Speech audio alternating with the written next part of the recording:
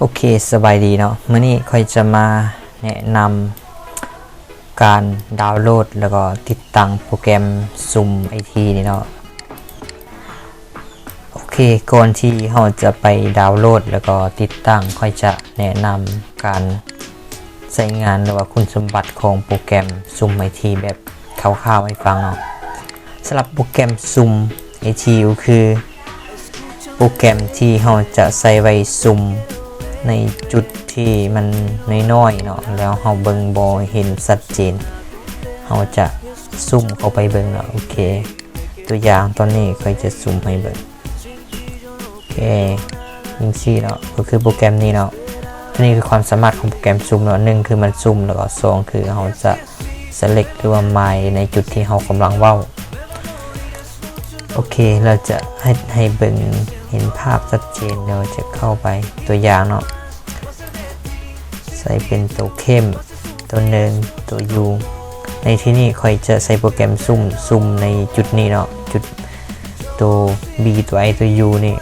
แล้วก็ใส่คำอธิบายมันเนาะสำหรับโปรแกรมซุ่มก็คือเราจะซุ่มใส่จุดน้อยๆอย่างเช่นแล้วก็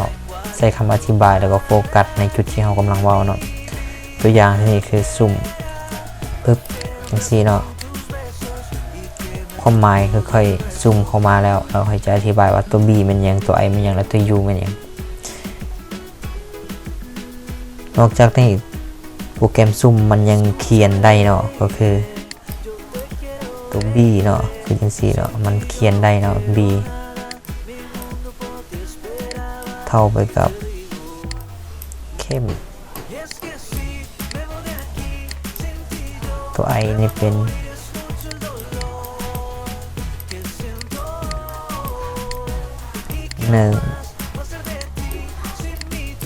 แล้วก็ตัว U เป็น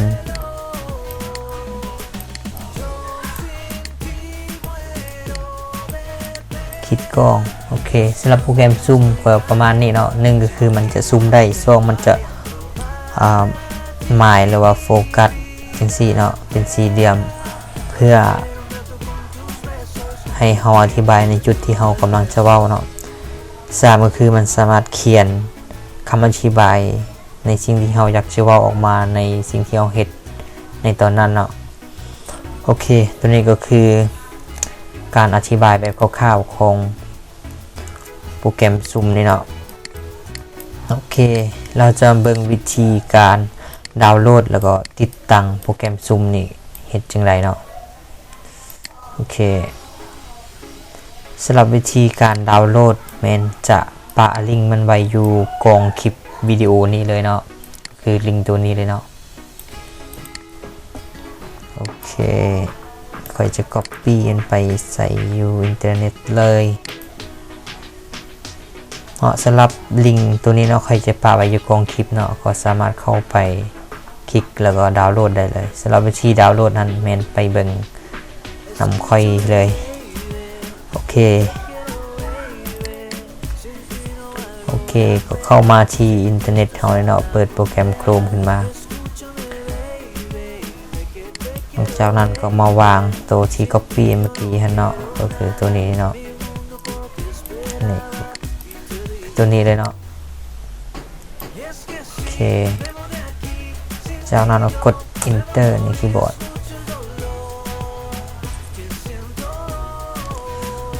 โอเคหลังจากนั้นมันจะเด้งเข้ามาหน้าต่างให้เข้าไปดาวน์โหลดเลยเนาะก็คือโปรแกรม Zoom Desktop มันจะเป็นนามสกุลของชิปตัวนี้เนาะก็คือของวินล่าโอเคหลังจากนั้นเรากดดาวน์โหลด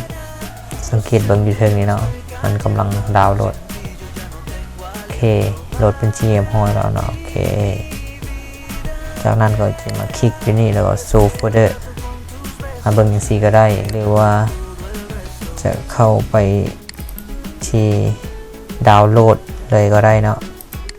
โอเคไฟล์ตัวเมื่อกี้เนาะก็คือตัวนี้เนาะโปรแกรม Zoom IT Desktop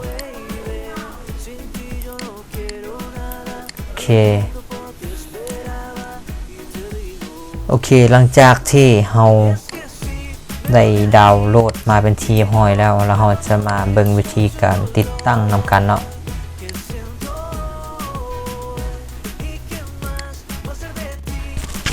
โอเคหลังจากที่เราดาวน์โหลดมาเป็นทีเรียบร้อยแล้วเนาะเราจะมาต่อก็คือขั้นตอนการติดตั้งโปรแกรมเนาะโอเคเราจะ copy หรือไปไว้อยู่เดสก์ท็อปเลยเนาะโอเค paste คือตัวนี้เนาะเราวิธีการติดตั้งก็คือหนึ่งก็คือไปแตกไฟล์มันก่อนมาคลิกเนี่ยโอเคไฟล์ที่แตกก็คือ2อันนี้เนาะตัวนี้ก็คือคำอธิบายของโปรแกรมมันซื้อเนาะไม่ต้องไปสนใจยังปิดออกโปรแกรมก็คือตัวนี้เนาะวิธีก็คือดับเบิลคลิกเข้าไปเลย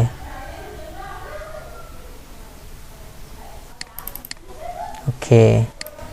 แล้วก็ถือว่าใช้งานได้เลยเนาะมันจะบ่มีการติดตั้งอย่างไรคือแต่ละโปรแกรมเนาะก็มีแต่ดับเบิลคลิกแล้วก็มาตั้งค่าในที่นี้มันจะบอกว่า control บวก1ก็คือ control 1ก็คือเวลาเราจะซูมเราใช้ control 1ตัวนี้เนาะโอเคสำหรับตัวนี้คือความกว้างหรือความใหญ่เวลาที่มันซูมเข้าไปใหญ่ๆนะคันเราปรับให้มันซูมน้อยมันก็จะน้อยไปตามลำดับเนาะตัวอย่างตัวนี้คือค่ามาตรฐานของมันเนาะโอเคเขาจะลองซูมให้ดูเขาจะซูมตัวนี้ control F1 โอเคมันก็ซูมประมาณนี้เนาะโอเคสมมติว่าค่อยใส่น้อยลง control F1 เนาะมันก็จะได้ประมาณนี้โอเคสมมติค่อยปรับใหญ่ๆจำเลยโอเค control F1 เนาะมันก็จะใหญ่ขึ้นเป็นอย่างนี้เนาะ control F1 โอเคนี่ก็คือการปรับค่าของมันเนาะแต่ค่อยจะเอาประมาณสักนี้เนาะโอเค